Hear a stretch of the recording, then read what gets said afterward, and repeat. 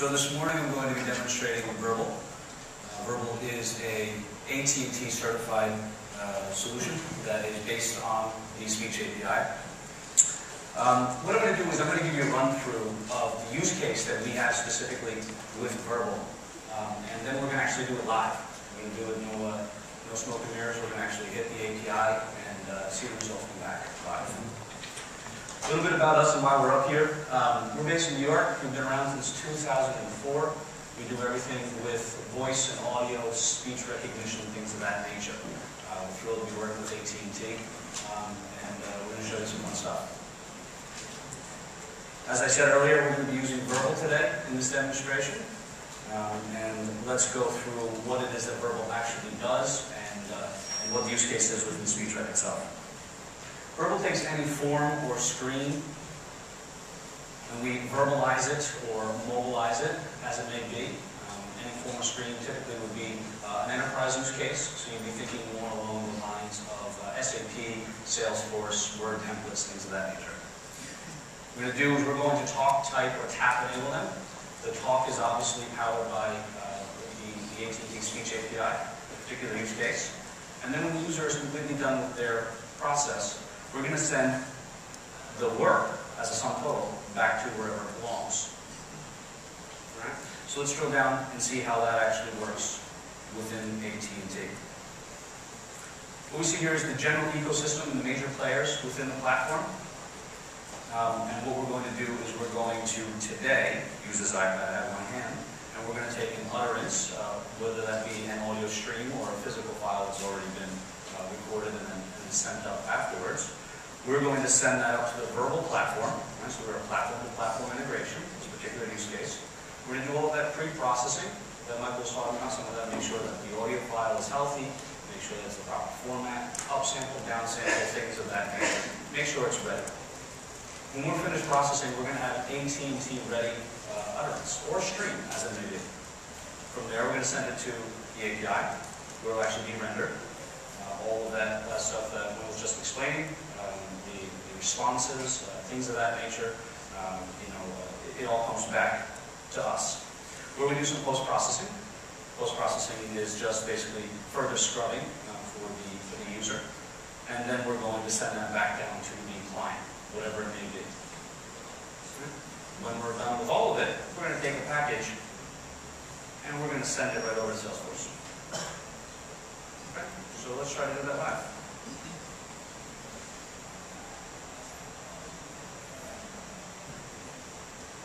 We'll load the Verbble app. We'll go online. We're going to grab a form. In this particular instance, I'm going to create a new lead. And here we have an abstraction of the Salesforce new lead form, just running inside of the Verbble interface. Let's say that in this hypothetical, I had met somebody randomly on the road, or perhaps at a conference such as this. I wanted to add them in as a lead to my Salesforce system, but I don't want to have to type it on my iPad. Instead, what I'd like to do is I'd like to be able to speak through this form. And then I'd like to be able to execute and send that back to Salesforce Live. So let's make something up on the fly. Stephen Thompson Interactive Technology 212-537-1234. What you see is that we're asynchronously backfilling, and there's a few people hitting the API today, so I'd imagine that the results are even slower than normally would be. What we see here is we have all of our results. I wanted to put in a description. I met Stephen at a conference. We talked about some aspects of our technology to see how they could be used within his organization. When this comes back and we're happy with the results, we very simply, as I said, a few people at the API. There we go. Review a little bit of set. We can clean that up if we need to, but if we're happy with it, we can just tap save. Save to server, which is going to route that back through the Verbble platform. And within moments, we have a record within Salesforce. Just go ahead and refresh.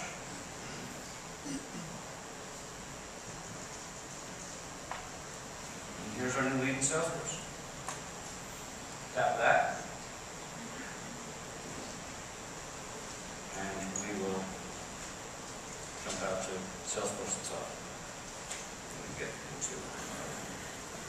a better example of what would happen. Let's try that guy. But there's the actual record that we created live. I could have done that earlier, of course. So in this particular use case, we're able to take AT&T and extend it out to the enterprise. We're able to take all the context, the information, the response codes, things that have been talked about that are very, very critical in a successful integration, and actually merge them into a platform-to-platform integration.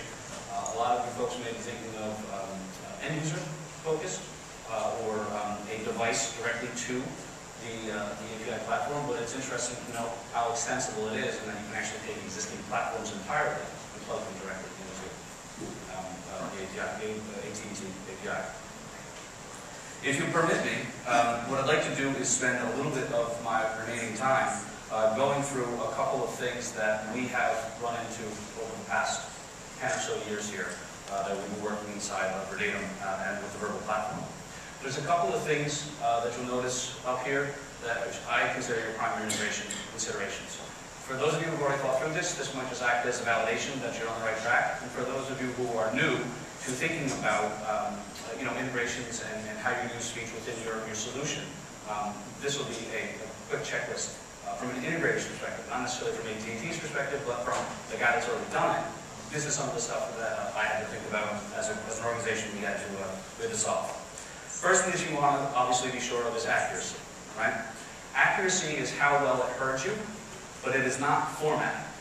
Formatting is different. That is, what is it that you actually want out of the results, right? 1, 2, 3, or numeral 1, numeral 2, numeral 3, things of that nature. You have to think about it from a human perspective, not just what did the computer get. You want to be sure that you are comfortable with the options and engine controls. The API and the engine platform needs to be able to adapt to what it is that you need, whether that be you'd like it to be a set and forget, or you'd like it to actually be a little bit more controllable, right? You want to know what it is that you're getting yourself into. Performance and scalability. I think that everybody here can be quite confident that in the light of AT&T, performance and scalability is not necessarily an issue. Language support is obviously important. If you would like to have something be done in Portuguese, you obviously want to make sure that that language is available or will be available shortly. You want to be aware of the supported devices and ecosystems, and then of course the last two, and these are important, developer support and developer community. We've been doing this since 2003, about 2004, and this is the first time we've ever been to any kind of event such as this. And we have quite a few partners throughout the industry. So I think that speaks well to the overall idea of the community that AT&T is working so hard at fostering. And then if you'll permit me, there's just a few additional considerations that I think are important to think of from an integration and a product perspective, and then that'll be my time. First is price and pricing model. If you're trying to make money with this, there's going to be a cost of goods to you. You're going to want to know what those cost of goods are and what the pricing model is. And I think that's something that initially we didn't necessarily think of, but we went out real quick. File format supported. It's already been addressed. For mobile, the more compressed you can get without degradation in results, that's a beautiful thing. So being able to support AMR is actually is a great advantage to all the developers out there. The command API design and usability, that's an obvious one, right? If you can't understand how to use it, it's not going to be worth your while. As for instance, we integrated into this API in less than an hour. Full stop right into our platform. So I think that speaks volumes for the usability of the platform and the API itself. This one is important. Structure of the data return. Not every API returns back the results as elegantly as this API does. And that's critical because even though the results may be accurate, if you can't consume them programmatically, there really isn't much value to them because you start to lose special characters and things along those lines that really, when you get into a production environment, it starts to degrade the usability of your overall solution. You should be aware of limitations on the audio length, whether that be a stream or a chunk, right? Setting up an entire file, you need to know how to handle the exception, make sure that you're communicating with your user properly. You want to be aware of limitations or caps on any transactions that may exist on your account or within the platform as a sum total. And important for performance is concurrency restrictions. That's the idea of how many utterances can you send up or stream up concurrently. If you're streaming, obviously that's a simple answer, it's one-to-one, but if you're post-processing the files, how many can you batch up at a time? And then lastly, something called continuous results, which is not only can you stream the results up, but can you, the other one's up, then you get results back kind of in chunks as well. That is not something that is commonly done, but if you can get it, it's a pretty cool thing. With that, that's my time. Thank you very much for letting me present to you. We will be at a booth. We have our lead developer, Chris Held, with us, and anybody who has questions from an integrator's perspective will be here all day, and we'll be happy to answer any questions you have.